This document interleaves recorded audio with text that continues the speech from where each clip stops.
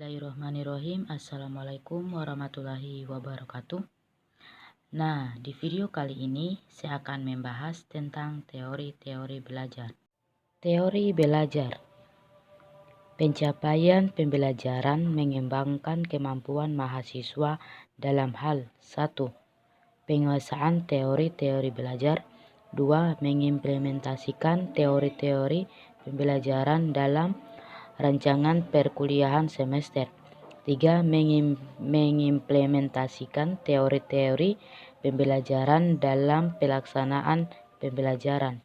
Konsep belajar terbagi atas 2. 1. Konsep belajar dewasa ini adalah belajar dapat berlangsung kapan saja, di mana saja, memakai apa saja, belajar untuk dan oleh siapa saja. 2. Belajar adalah proses perubahan tingkah laku ke arah positif atau lebih baik yang bersifat permanen dan tersengaja secara sadar. Nah, selanjutnya penjelasan dari teori pembelajaran yang populer terdapat 3 macam, yaitu 1. Teori behaviorisme untuk mengajarkan fakta, what. 2. Teori kognitivisme untuk mengajarkan proses dan prinsip, how. Dan 3. Teori konstruktivisme untuk mengajarkan penalaran tingkat tinggi, why. Teori belajar behaviorisme terbagi atas 2 poin. Yang pertama, belajar merupakan akibat adanya interaksi antara stimulus dan respon. Seseorang dianggap telah belajar sesuatu jika dia dapat menunjukkan perubahan perilakunya. Menurut teori ini, dalam belajar yang penting adalah input yang berupa stimulus dan output yang berupa respon. Stimulus adalah apa saja yang diberikan guru kepada pembelajar, sedangkan respon berupa reaksi atau tanggapan pembelajaran terhadap stimulus yang diberikan oleh guru tersebut. Proses yang terjadi antara stimulus dan respon tidak penting untuk diperhatikan karena tidak dapat diamati dan tidak dapat diukur. Yang dapat diamati adalah stimulus dan respon. Oleh karena itu, apa yang diberikan oleh guru, stimulus, dan apa yang diterima oleh pembelajar, respon, harus dapat diamati dan diukur. Teori ini mengutamakan akan pengukuran sebab pengukuran merupakan suatu hal penting untuk melihat terjadi atau tidaknya perubahan tingkah laku tersebut. Selanjutnya, poin 2. Teori belajar ini dipengaruhi oleh kejadian di dalam lingkungannya yang diberikan pengalaman pada diri seseorang. Tokoh pelopor teori belajar behavioristik. 1. Edwin Guthrie. 2. Skinner. 3. Watson. 4. Clark Hull.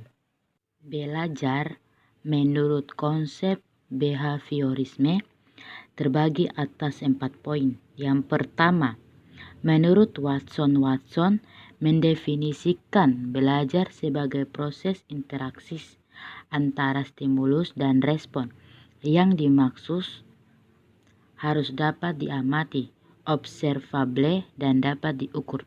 Jadi, walaupun dia mengakui adanya perubahan mental dalam diri seseorang selama proses belajar, tetapi dia menganggap faktor tersebut sebagai hal yang tidak perlu diperhatikan karena tidak dapat diamati. Poin 2. Clark Hull juga menggunakan variabel hubungan antara stimulus dan respon untuk menjelaskan pengertian belajar.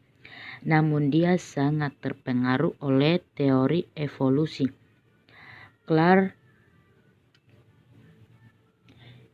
Charles Darwin.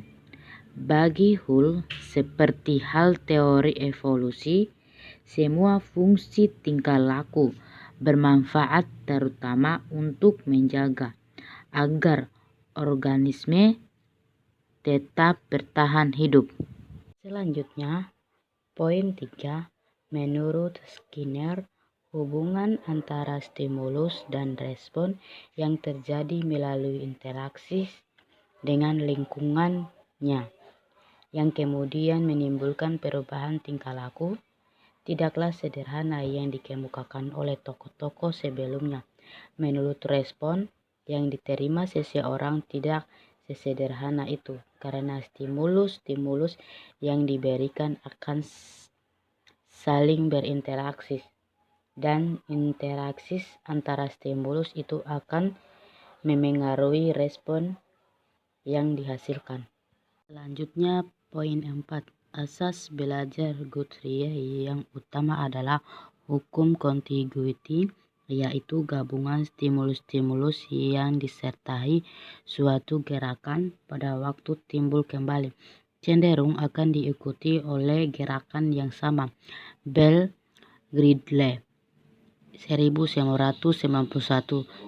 Gridley juga menggunakan variabel hubungan stimulus dan respon untuk menjelaskan terjadinya proses belajar. Selanjutnya, penjelasan dari aplikasi behaviorisme dalam proses pembelajaran meliputi langkah-langkah. 1. Menentukan kemampuan akhir yang diharapkan. 2. Menganalisis lingkungan kelas termasuk entry behavior mahasiswa. 3. Menentukan materi pembelajaran. 4. Memecahkan materi pembelajaran menjadi bagian-bagian kecil. 5. Menyajikan materi. 6. Memberikan stimulus berupa pertanyaan, tes, latihan, tugas-tugas. 7. Mengamati dan mengkaji respon yang diberikan. 8. Memberikan penguatan positif maupun negatif. 9. Memberikan stimulus baru. 10. Mengevaluasi hasil belajar. 11. Memberikan penguatan dan seterusnya.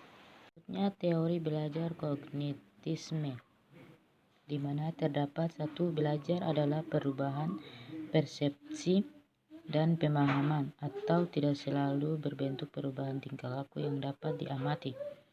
2. Setiap orang telah mempunyai pengetahuan atau pengalaman dalam dirinya yang taat dalam bentuk struktur kognitif.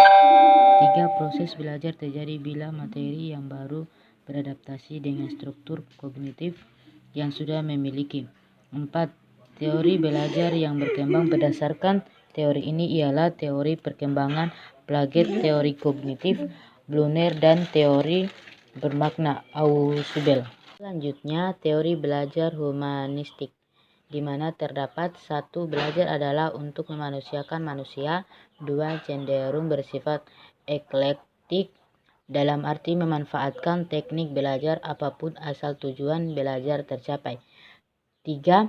Contoh Ausubel, meaningful learning. Lihat juga kognitivisme. 4. Krathwohl dan Blow. Ada 3 kawasan tujuan belajar: kognitif, afektif, dan psikomotor. 4. Cole ada 4 tahap dalam proses belajar, yaitu pengalaman konkret, pengalaman aktif dan reflektif, konseptualisasi, dan eksperimentasi aktif. Terus, teori belajar sibernetik, di mana terdapat 1. Belajar adalah pengolahan informasi. 2. Yang terpenting adalah sistem informasi yang akan menentukan terjadinya proses belajar. Jadi tidak ada satupun jenis cara belajar yang ideal untuk segala situasi. 3. Contoh lambda, pendekatan algoritmi, dan heuristik. Pars atau Scott, tipe mahasiswa Wolf-Lix, dan serialis. 4. Pendekatan belajar algoritmik menuntut mahasiswa berpikir sistematis, tahap demi tahap, linear menuju ke suatu target tertentu, memahami rumus matematika. 5. Pendekatan heuristik menuntut berpikir divergen, menyebar ke beberapa target sekaligus memahami suatu konsep yang penuh arti ganda dan penafsiran biasanya menuntut cara berpikir demikian. Selanjutnya, teori belajar konstruktivistik, di mana teori ini percaya bahwa seseorang mampu mencari sendiri masalah, menyusun sendiri pengetahuannya melalui kemampuan berpikir dan tantangan yang dihadapinya, menyelesaikan dan membuat konsep mengenai keseluruhan pengalaman realistik dan teori dalam satu pengetahuan utuh.